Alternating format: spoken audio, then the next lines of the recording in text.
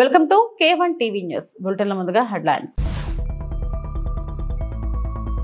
Myanmar కోసం భారతదేశం operation బ్రహ్మను ప్రారంభించింది. మొదటి విడత సహాయ సామాగ్రి యాంగోన్కు చేరుకుంది.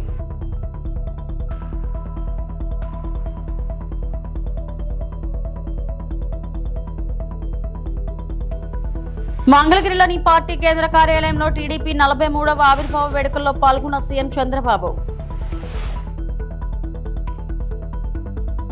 వల్లభనేని వంశీకి పోలీస్ కస్టడీ, కాంకిపాడు పిఎస్కు తరలింపు. భూకంప బాధిత మయన్మార్కు సహాయం చేయడానికి భారతదేశం ఆపరేషన్ బ్రహ్మను ప్రారంభించింది మరియు మొదటి దశను పంపబడింది. దాదాపు 15 టన్నుల సహాయ సామాగ్రిని మోసుకెళ్లే భారత వైమానిక దళం C-130J విమానం మార్చి 29న మయన్మార్లోని యాంగాన్లో ల్యాండ్ అయింది. ఈ ప్యాకేజీలో టెంట్లు, దుప్పట్లు, స్లీపింగ్ బ్యాగులు, ఆహార ప్యాకెట్లు, పరిశుభ్రత కిట్లు, జనరేటర్లు మరియు అవసరమైన మందులు వంటి 15 టన్నుల సహాయ సామాగ్రి ఉన్నాయి.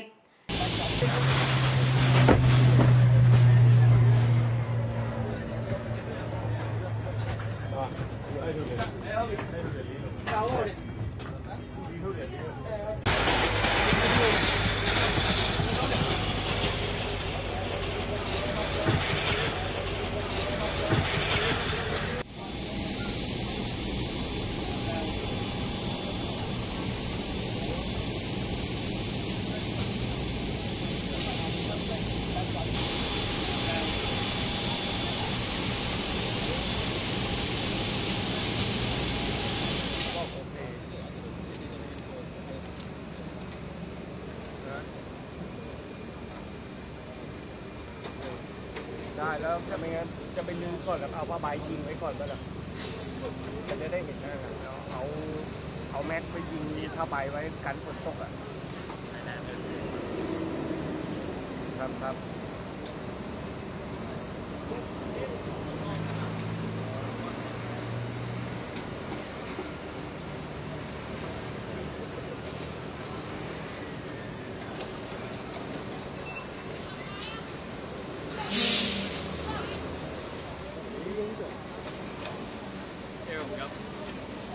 พี่ก็จอกไว้ดีกว่าเดินห่างไปไหนก็หายบ้างเนี่ยใช่มันกลับไปแล้วรอตาแรกมาตอนแรกผมคิดว่าวันนี้คือรถมันไม่ติดพี่เช้าบอกไปดีกว่าอะไรเงี้ยพี่เช้ารถยนต์เข้าไม่ได้รถยนต์มันก็เข้าไม่ได้เข้าใช้ได้นะเข้าดีด้วย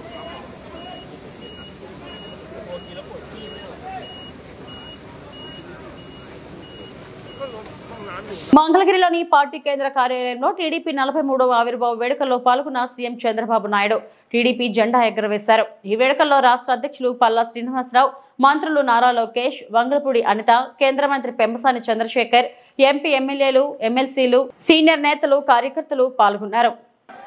నారా చంద్రబాబు నాయుడు గారి నాయకత్వం, నారా చంద్రబాబు నాయుడు గారి నాయకత్వం. ఒకప్పుడు మనం ఒకసారి ఆలోచిస్తే ఈ పార్టీకి మనందరం వారసులం. ఈ విషయం మీరందరూ గుర్తుపెట్టుకోవాల్సిన అవసరం ఉంది. నేను కూడా ఈ పార్టీకి ఒక అధ్యక్షుడిని, ఒక టీం లీడర్ని మాత్రమే. నా ఆలోచన తెలుగుదేశం పార్టీ శాశ్వతంగా ఉండాలి. తెలుగు వారున్నంత వరకు తెలుగు వారి కోసం తెలుగుదేశం పార్టీ ఉంటుంది. దాంట్లో ఏ మాత్రం అనుమానం లేదు. మన అందరం వారసులం మాత్రమే గాని పెత్తందారులు మాత్రం కాదు. ప్రతి ఒక్క కార్యకర్తకు న్యాయం చేసి తిరిగి ఈ సాంప్రదాయాన్ని భావితరాలకు అందించవలసిన బాధ్యత మనందరి పైన ఉందని చెప్పి మరొకసారి విజ్ఞప్తి చేస్తున్నా. అందుకే మీరు ఒక్కసారి చూస్తే ఎన్నో పార్టీలు వచ్చాయి. చాలా పార్టీలు ఎప్పటికప్పుడు కనుమరుగయ్యే పరిస్థితి కూడా వచ్చింది. కానీ అన్ని రాజకీయ పార్టీల కంటే తెలుగుదేశం పార్టీ భిన్నంగా పనిచేశాం. మీరు ఒక విషయం గుర్తుపెట్టుకోవాలి. తెలుగుదేశం పార్టీని లేకుండా చేస్తామని చాలా మంది ప్రయత్నం చేశారు. కానీ ప్రయత్నం చేసిన వ్యక్తులు కాలగర్భంలో కలిసిపోయారు. ఎవ్వరూ తెలుగుదేశం పార్టీని ఏమీ చేయలేకపోయారు. ముహూర్త బలం చాలా గొప్పది. అదే మాదిరిగా తెలుగుదేశం పార్టీ సంకల్పం కూడా చాలా గొప్పదని చెప్పి కూడా నేను మీకు తెలియజేస్తున్నా. ఇంకొక శతాబ్దం కాదు, ఒకప్పుడు చెప్పుకునేవారు ఏదైతే గుప్తుల నాటి స్వర్ణ యుగం అని, చరిత్రలో తెలుగుదేశం నాటి స్వర్ణ యుగం అని చెప్పుకునే రోజులు శాశ్వతంగా వస్తాయని కూడా మీ అందరికి విజ్ఞప్తి చేస్తున్నా. 4 దశాబ్దాలు 43 సంవత్సరాలు ఎన్నో సంక్షోభాలు వచ్చాయి. ప్రతి ఒక్క సంక్షోభాన్ని అవకాశంగా తీసుకున్నాం. అదే సమయంలో ఎన్నో సవాళ్లు అధిగమించాం. దానికి కారణం వేదిక పైన ఉండే వాళ్ళకంటే వేదిక కింద నుండే కార్యకర్తలే ముఖ్యం అని చెప్పి కూడా మీకు తెలియజేస్తున్నా. అందుకని పార్టీని ప్రాణంగా బతికే పసుపు సైనికులందరికీ నా అభినందనలు. మనస్ఫూర్తిగా పాదాభివందనం చేస్తున్నా. మీ అందరికి సెల్యూట్ చేస్తున్నా. పార్టీ సంస్కరణలపై టీడీపీ జాతీయ ప్రధాన కార్యదర్శి నారా లోకేష్ కీలక వ్యాఖ్యలు చేశారు. 3 సార్లు ఒకే పదవిలో ఉన్నవారు ఆ తర్వాత స్థాయికి వెళ్లాలి లేదా బ్రేక్ తీసుకోవాలన్నారు.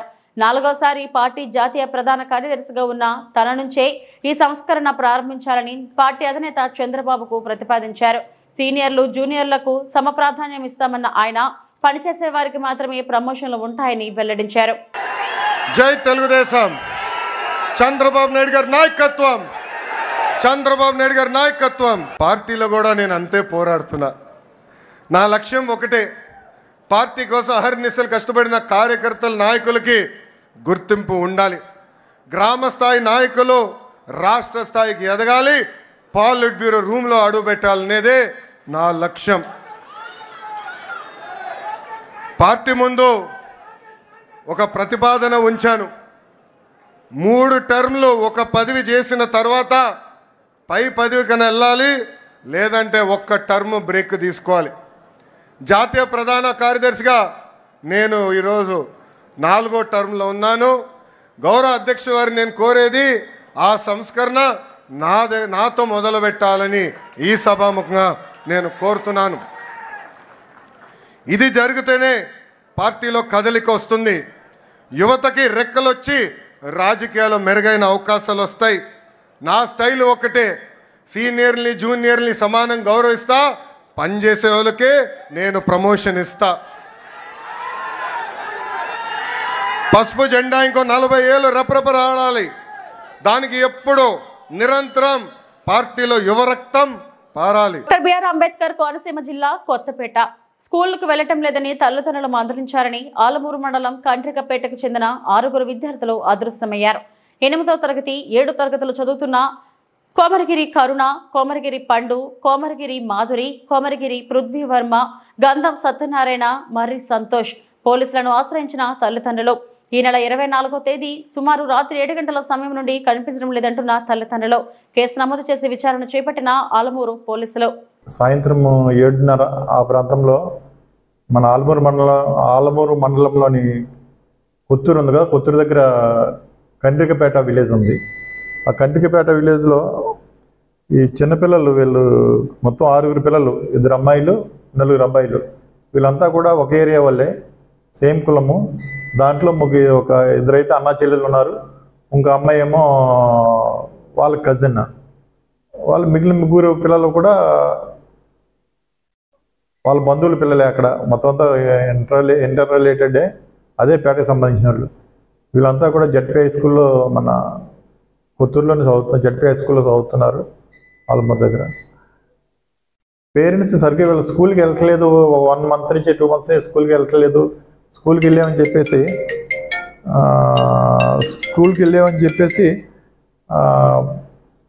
బుక్స్ బయట పెట్టేసుకుని ఎక్కడో తోటలో పెట్టుకుని మళ్ళీ ఇంటికి వెళ్ళేటప్పుడు సాయంకాలం స్కూల్ అయిపోయిన తర్వాత ఇంటికి వెళ్తున్నారని తెలిసి పిల్లల్ని మందలించారు. వీళ్ళు ఒక 1 వీక్ బ్యాక్ మందలించడం జరిగింది. స్కూల్కి వెళ్ళినప్పుడు కుదరదని చెప్పేసి.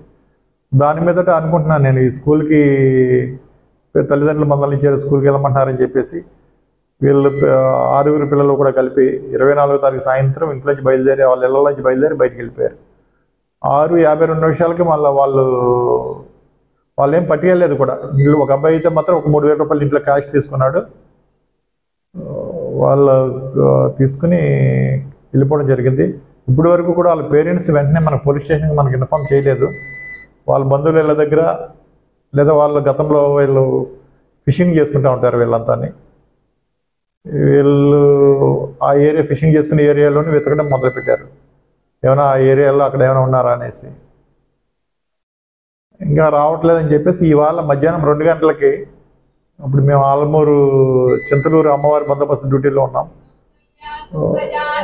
ఉంటే అక్కడికి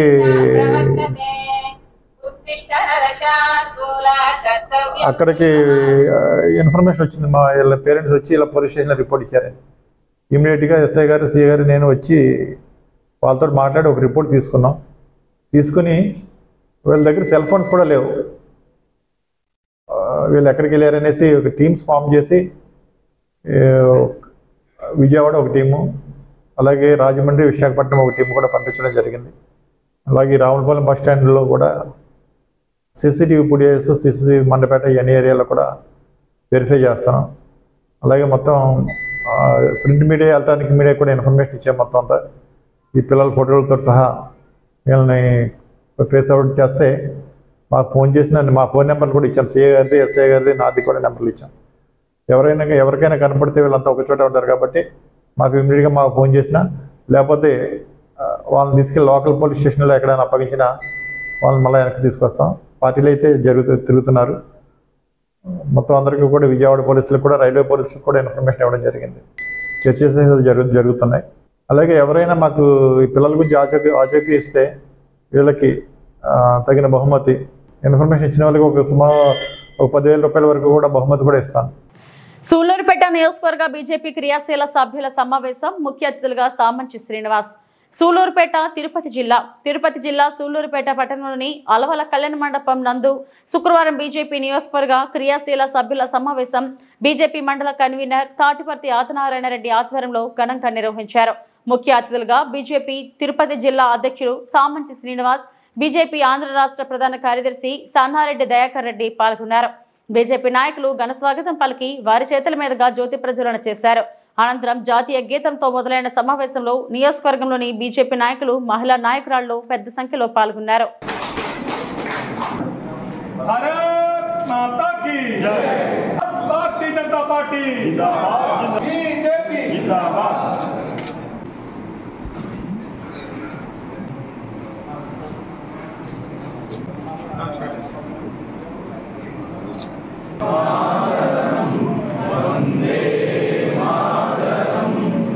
माता की जय।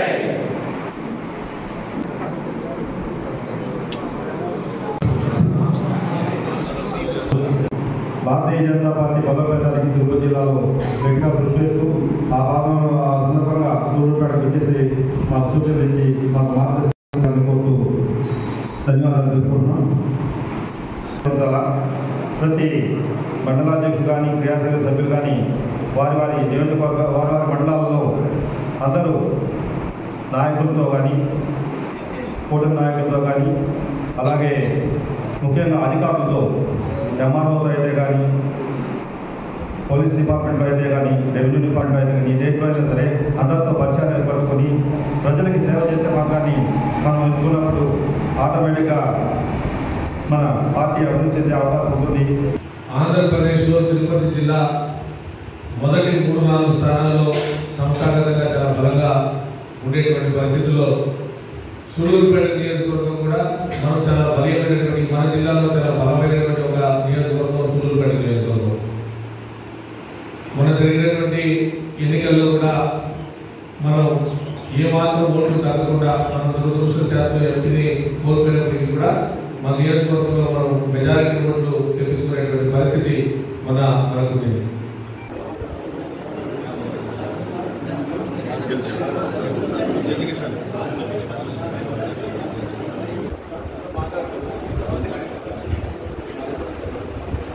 భారతీయ జనతా పార్టీ యొక్క పునర్నిర్మాణం యొక్క కార్యక్రమం ప్రతి 3 సంవత్సరాలకు ఒకసారి మనం సాధారణ సభ్యత్వంతో ప్రారంభించుకోవడం జరుగుతుంది.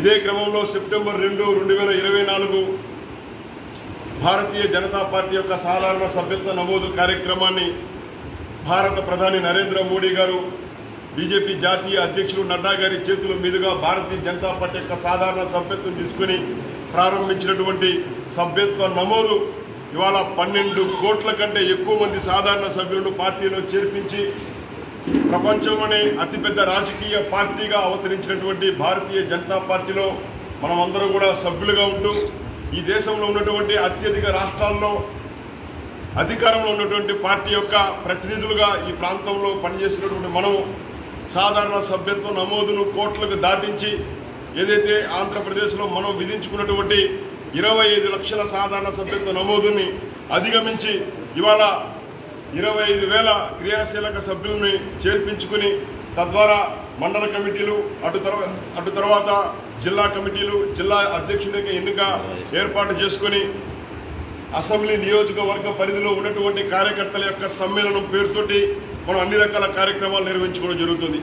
అయితే సూలూరుపేట నియోజకవర్గ పరిధిలో ఉన్నటువంటి భారతీయ జనతా పార్టీ ఎప్పటి నుంచో కూడా సంస్థాగతంగా రాష్ట్రంలో ఉన్నటువంటి 175 నియోజకవర్గాల్లో ముందు వరుసలో బలోపేతంగా సంస్థాగతమైనటువంటి కమిటీలు కానీ పోలింగ్ బూత్ కమిటీల యొక్క నిర్మాణం కానీ శక్తి కేంద్రాలకు సంబంధించినటువంటి కార్యక్రమాల నిర్వహణలో మొదటి నుంచి కూడా ముందు వరుసలో ఉంటుంది. అదే ముందు వరుసలో ఉన్నటువంటి సూలూరుపేట నియోజకవర్గాన్ని మీ అందరి యొక్క సహకారంతో మీలో ఒకరిగా ఈ కుటుంబంలో ఒక సాధారణమైనటువంటి కార్యకర్తగా మనం అందరం కలిసి పనిచేసి సూలూరుపేట నియోజకవర్గాన్ని పార్టీ పరంగా సంస్థాగత పరంగా క్షేత్ర స్థాయిలో బలోపేతం చేయడం మన ముందున్నటువంటి ప్రధానమైనటువంటి లక్ష్యం.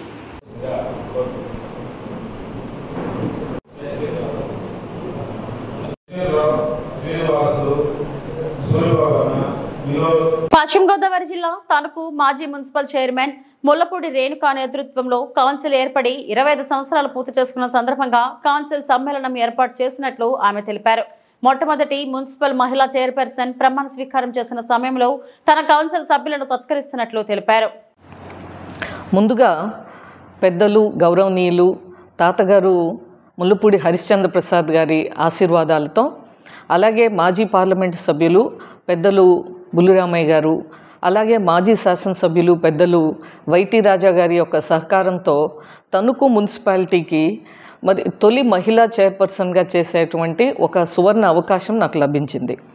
ఈ తణుకు మున్సిపాలిటీకి మొట్టమొదటి చైర్మన్గా ముల్లపూడి హరిశ్చంద్ర ప్రసాద్ గారు చేసినప్పుడు దీనికి ఒక మాస్టర్ ప్లాన్, అంటే మన తణుకు అంటేనే హరిశ్చంద్ర ప్రసాద్ గారు అంటేనే తణుకుకి ప్రపంచ పటంలో ఒక ప్రత్యేకత సృష్టించి ఈ తణుకుని ఎక్కడికి వెళ్ళినా మేము తణుకు అని గౌరవంగా చెప్పుకునేటువంటి పరిస్థితిని మరి కల్పించినటువంటి హరిశ్చంద్ర ప్రసాద్ గారు ఈ మున్సిపాలిటీకి మొట్టమొదటి చైర్మన్గా కూడా అనేకమైనటువంటి కార్యక్రమాలు చేసి దీనికి భవిష్యత్తును రూపొందించారు. ఆ క్రమంలో నేను మహిళా చైర్పర్సన్గా మొట్టమొదటిసారి ఇక్కడ రిజర్వేషన్ అయ్యి నేను వచ్చినప్పుడు కూడా వారి యొక్క అడుగుజాడల్లో వారి యొక్క డైరెక్షన్లో మనం ఈ యొక్క మున్సిపాలిటీని మరి 3 సంవత్సరాలు ఆదర్శ మున్సిపాలిటీగా మనం ప్రభుత్వం నుంచి ఆ రోజు చంద్రబాబు నాయుడు గారి చేతుల మీదుగా మనం అవార్డు తీసుకుంటాం జరిగింది.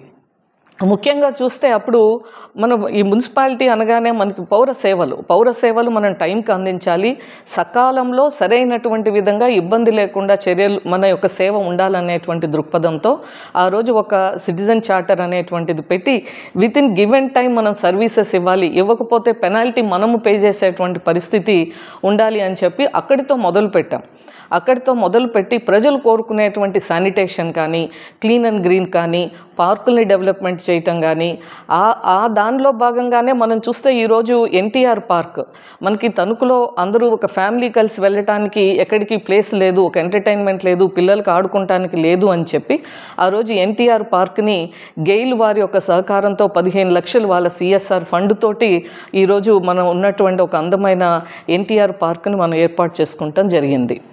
అదేవిధంగా ఆ రోజు మనం అనేక విషయాల్లో ఒక రిఫార్మ్స్, ఒక ఫస్ట్ టైం మనం సెంట్రల్ లైటింగ్ సిస్టమ్ని మనం తణుకు మున్సిపాలిటీలో ఏర్పాటు చేసుకున్నాం. డంపర్స్ అన్నిటిని కొని ఒక ఆధునికంగా, అంటే అప్పటి వరకు చెత్త బుట్టల్లో వీటిల్లో వేస్తే కుండీల్లో వాటి నుండి మాన్యువల్గా చేసేవాళ్ళు. మనం ఈ ఒక డంపర్ ప్లేసర్ని పెట్టి ఆ తరువాత రాష్ట్ర వ్యాప్తంగా మరి డంపర్ ప్లేసర్స్ కొన్నటువంటి పరిస్థితి కూడా మనం ఇప్పుడు నాకు ఇవన్నీ గుర్తొస్తూ ఉన్నాయి. అలాగే చూస్తే మనం అనేక అంశాల పట్ల ఒక డ్రింకింగ్ వాటర్ కానీ లేదా లైటింగ్ కానీ అన్నిటికంటే ముఖ్యంగా సంపూర్ణ అక్షరాస్యత.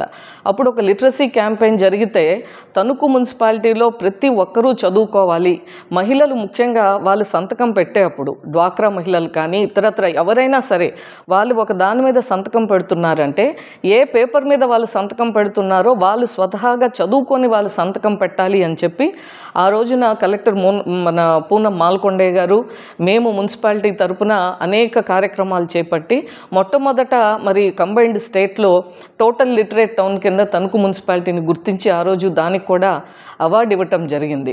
సో వీటన్నిటిలో చూస్తే మాకు ఒక అదృష్టం కలిగింది. మున్సిపాలిటీ ఏర్పడి రజతోత్సవం మా కౌన్సిల్ టైంలో జరిగితే ఇప్పుడు మా కౌన్సిల్ మేము ప్రమాణ స్వీకారం చేసి ఈ 29వ తారీఖు తెలుగుదేశం పార్టీ స్థాపించి 43 ఏళ్లు పూర్తి చేసుకున్న సందర్భంగా తణుకు పార్టీ కార్యాలయంలో తెలుగుదేశం పార్టీ ఆవిర్భావ దినోత్సవ వేడుకలు ఘనంగా నిర్వహించారు. ఈ సందర్భంగా తెలుగుదేశం పార్టీ పతాకాన్ని ఆవిష్కరించిన ఎమ్మెల్యే రాధాకృష్ణ తెలుగుదేశం పార్టీ ఆవిర్భావ దినోత్సవాన్ని పురస్కరించుకుని పార్టీ నాయకులు కార్యకర్తలను ఘనంగా సత్కరించారు. ఈ సందర్భంగా ఎమ్మెల్యే రాధాకృష్ణ మాట్లాడుతూ తెలుగుదేశం పార్టీ స్థాపించిన నాటి నుంచి పార్టీ పటిష్టతకు కృషి చేస్తూ స్వర్గీయ ముల్లపూడి హరిశ్చంద్ర ప్రసాద్, బుల్లిరామయ్య, వైటి రాజా, ముల్లపూడి వెంకటకృష్ణరావులతో పాటు అనేక మంది నాయకులు కార్యకర్తలు తణుకు నియోజకవర్గానికి తెలుగుదేశం పార్టీని కంచుకోటగా మార్చారని అన్నారు. 43 సంవత్సరాలు పార్టీకి వెన్నుదన్నుగా నిలిచిన నాయకులు కార్యకర్తలకు కృతజ్ఞతలు తెలిపారు.